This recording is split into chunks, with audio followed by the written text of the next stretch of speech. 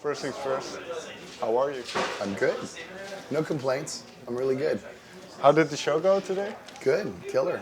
Fans are crazy. We love the Dutch fans. They kick ass. Okay. Well, before we talk about the most recent record, Blood In, Blood Out, I'd like to go back quickly. Do you remember the moment when you thought music was for you? When I was a little kid, I remember that. When I was just a little kid, but I mean, I would have to say, by the time I was 8 years old, which is in 1972, I had already had, my father had bought Led Zeppelin 4 for me, so that was kind of my introduction into hard rock and kind of the harder rock anyway, heavy metal, whatever. What made you, what was it about Led Zeppelin that struck you? Fiery lead guitar, high vocal screams, very heavy arch drum playing and bass. And was it in that moment you thought that I'm going to learn to play the guitar as well, or I'm going to pick up? I actually started playing the guitar first of all, and then I carried it on to being a frontman, kind of because there was so many guitar players in the early 80s playing, so I became a singer. Did it, well, let me put it this way, because you say I became a singer. Did you know you could sing? I don't think anybody knows they can sing. Okay. Still, I think you just go up there and you try it, you know what I mean? And you learn as you go along the way. What was your first show like? Do you remember? Yeah, I do. I remember it. Horrible. I mean, just horrible. How come? Just because I didn't know what I was doing. And I sang the whole show in falsetto. Like I thought, like really high, and I didn't know what to do because I wanted to sing like Plant sang, but even though he sang it in his chest, I was trying to sing it, and it was a mess. Okay. And was there a moment then, because I suppose that you go and play in bands, so was there a moment where it kind of went from just something fun to do to I can actually do this for a living?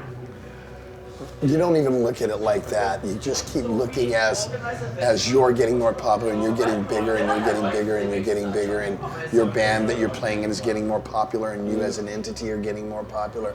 You never think it's going to pay your living, so that's all just a dream. But, you know, reality is reality. And, you know, we're very fortunate to be able to say that. Okay. And, well, we definitely don't have time to go through all of the albums. But, well, the band did have a lot of lineup changes over the years. Yeah, I've come in and out 3 times, you know, so I'm not going to ask you about each and every one of them, but what kept you coming back? What was it about this band? Exodus is in my blood. It's part of me. I was Exodus when I was 21. I'm now 51, and I'm Exodus. And that's just kind of how it is. And I even when I wasn't in the band, I'm still Exodus, if that makes any sense to you. It does. And I will always be Exodus. It's my band. It's what I do. It's what, when people know me, I've done albums with other bands, and I have other projects. I even have a project with my kids, Hatriot, you know, but I don't, people know me as Zetro from Exodus, so. And each time that you returned, and the last time was, I believe... last time was the worst time. That you left or that you came The whole back? period there. How come? Wasn't comfortable. I pretty much did it because Paul had died. They were originally going to do it with Paul. And I had a young family at the time and had things going on. And I wasn't mentally ready to come jump back into this again, you know? And so I took it very bitterly. Every time I was out, I probably wasn't the nicest guy to be around and things like that. So it's different this time for me now. Mentally, physically, musically, the whole 10 yards. In that period, between, that period you mentioned and now, what was the biggest thing that you discovered about yourself and then that helped you to get where you are now? Well, the problem started with me. Okay. Basically, I was a miserable person. And when you're a miserable person in a band, it makes it hard for the other 4 people that are there, plus the crew and the management and everybody.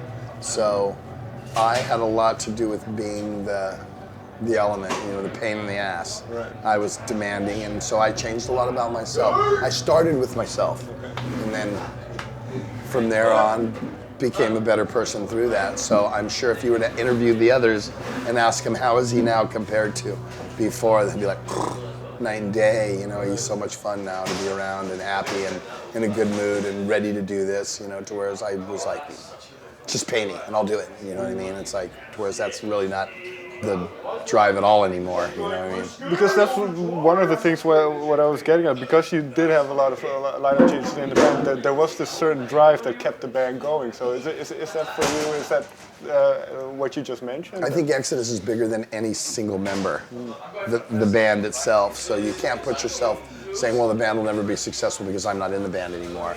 I don't think one person could be in this band and say that. Right. Even Gary Holt. The band is, we love Gary. He's out with Slayer right now. And we have a guy filling in. His name's Craig and Numb from Heathen. And he does a great job, but it's,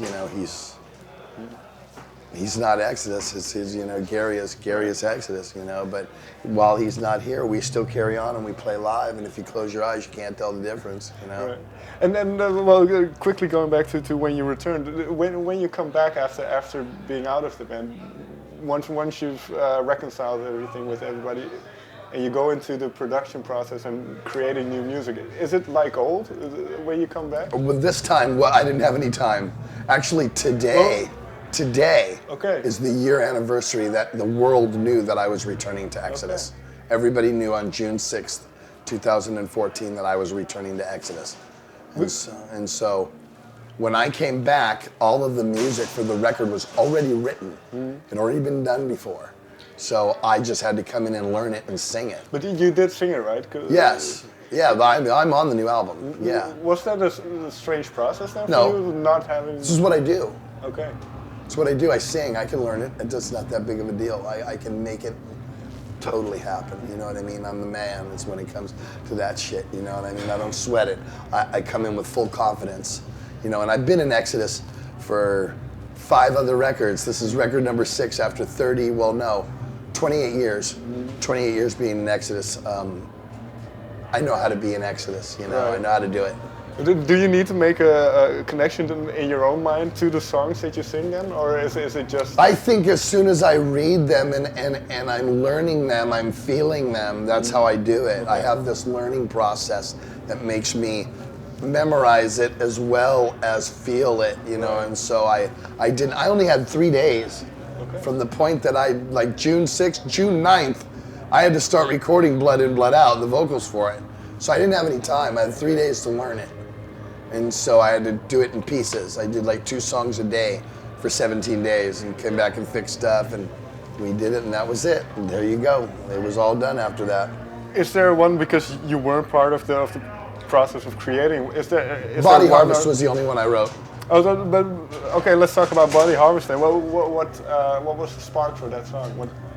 Actually, Gary came up and he goes, I want a song about, and like when you're in Europe and they'll meet you in a bar and drug you, and then you'll find yourself in a room and they've taken out your spleen or your kidney, and there'll be like a phone and a note saying, we've taken your kid, like for black market sale. Right. And so and you better call a hospital, you know what I mean? Because you're gonna, so basically that's what the song Body Harvest is about. Right. Well, was this something that you just came across, or you saw? No, Gary had the idea of it. He told me to write the song about that. Gary's very twisted when it comes to his violence. So he likes his violence very refined.